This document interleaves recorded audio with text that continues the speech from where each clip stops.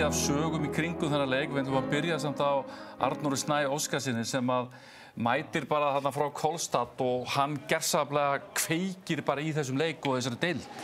Já, hann breytir þessu valsliði töluvert. Hann var í svona smá tíma að finna rytma í leiknum en svo held ég hann hafi sett þarna einhver, ég held að hann sett einhver 11 skotir röð í markið sko, láfið.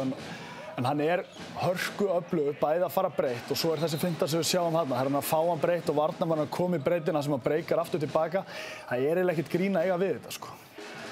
Þannig að hann töluvert sterkari en skytturnar sem þeir höfðu þarna fyrir, svona í flæði og bara sem markaskora, því hann kemur alltaf með mörk á borðinu. Það það sem að Valsarana vantar svolítið. Og það var náttúrulega engin markvarsla fram í fyrri hálfleik, en sko það var markvarsla hinum megin og ekki bara markvarsla hjá Björgvini Páli, heldur skoraðan líka.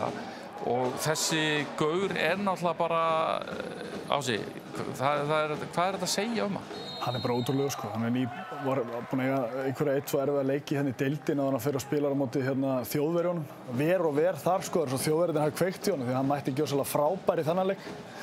Og þið sjáu mikið af dauðafærum og það rosalega erfitt að eiga við Valsarana þegar Björgvin Páll byrjar að verja svona dauðafæri. Pressufæri milli 1 og 2 að mæta í andliti, kasta honum fljótt fram. Þetta svona leikur sem þú vilt forðast að spila móti Val.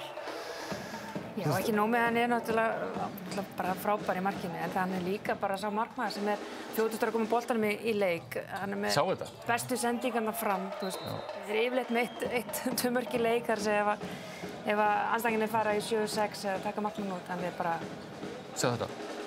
Og þannig náttúrulega framarnir að kasta leiknum frá sér í loks... Voru alltaf að spila yfirtöluna. Já, þeir eru að spila 7-6 og gerðu það ágætlega framan af. Svo fara í það að reyna að tróða boltanum aðeins á línuna og eru heldur með 3 heimskulegar ákvarðanir í röð og það bara 3 mörk í baki og leikurinn kominn upp í 6 mörk og bara game over. Game over.